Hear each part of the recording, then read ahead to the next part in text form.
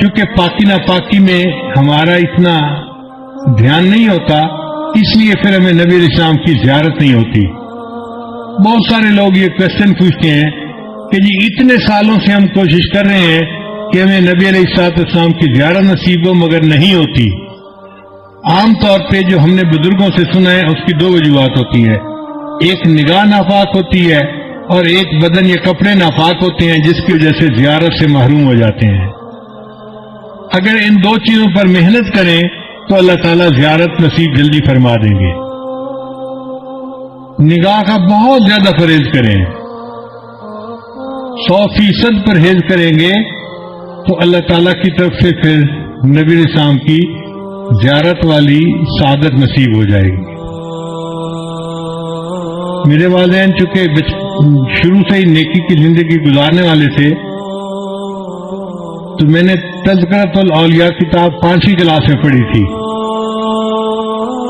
5ویں class کے بچے کو تو ابھی کنسیپٹ بھی نہیں ہوتا، مگر مجھے والد صاحب نے وہ کتاب لا کر دی کہیں سے، تو میں نے اس میں اللہ والوں کے واقعات پڑھے تو دل میں بڑا شوق ہوا کہ مجھے بھی اس لائن پہ چلنا ہے اور اللہ والوں کی لائن پہ آگے بڑھنا ہے۔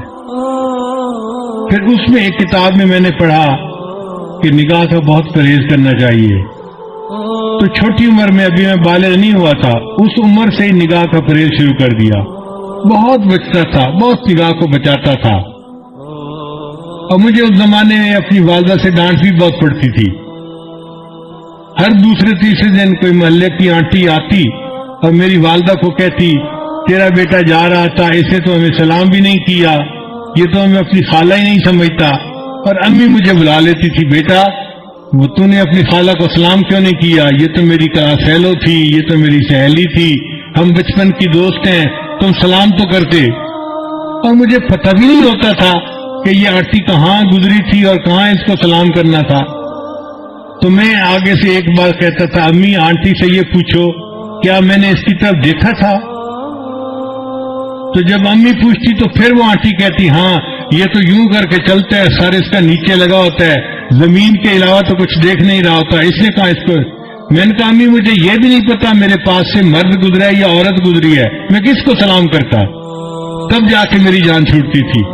لیکن اندر اندر مجھے بہت غصہ آتا تھا ان آنٹیوں پہ، سارا محلہ خالہ بنا ہوا ہے، سارا محلہ آنٹی بنا ہوا ہے، اور بس ان کو سلام ہی کرو چلتے ہوئے۔ لیکن نگاہ کی اتنی حفاظت کا بہت فائدہ ہوا۔ مجھے آتے جاتے جوتوں کی آواز سے پتہ چلتا تھا کہ قریب سے کون گزر رہا ہے۔ عام طور پہ مردوں کے جوتوں کی آواز اور ہوتی ہے اور عورتوں کے جوتوں کی آواز ڈیفرنٹ ہوتی ہے، اس سے اندازہ ہو جاتا تھا کہ قریب سے گزرا کون ہے، ورنہ کپڑا بھی نہیں دیکھتے تھے کہ قریب گزرنے والا کون تھا۔ اتنی نظر کی حفاظت کرنی ہوتی تھی۔ اس پر اللہ رب العزت نے پھر جو مہربانیاں کی وہ اب کیا بتائیں آپ کو۔ ہمارے ایک ساتھی ہیں لاہور کے، ایک دن مجھے کہنے لگے کہ میں آپ کو ایک بات بتاؤں، مجھے حضرت نے بتائی۔ میں نے کہا بتائیں۔ کہنے لگے کہ حضرت نے مجھے بتایا کہ دیکھو اس وقت آپ کسی مسجد میں کھڑے تھے، آپ کی طرف اشارہ کر کے حضرت نے کہا کہ اس بچے کو اس وقت 100 سے زیادہ مرتبہ نبی علیہ السلام کی زیارت ہو چکی ہے۔ میں سن کے حیران ہو گیا، اور حیرت مجھے اس کی تھی کہ پتہ اس کو کیسے چلا۔ اس نے کہا جی کہ مجھے حضرت نے یہ بات بتائی تھی،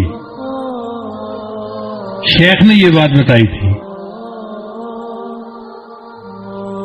تو نگاہ کی حفاظت کا پھر یہ فائدہ ہوا کہ اللہ تعالیٰ نے 30 سال کی عمر سے پہلے 100 سے زیادہ مرتبہ نبی شام کی زیارت نصیب فرما دی۔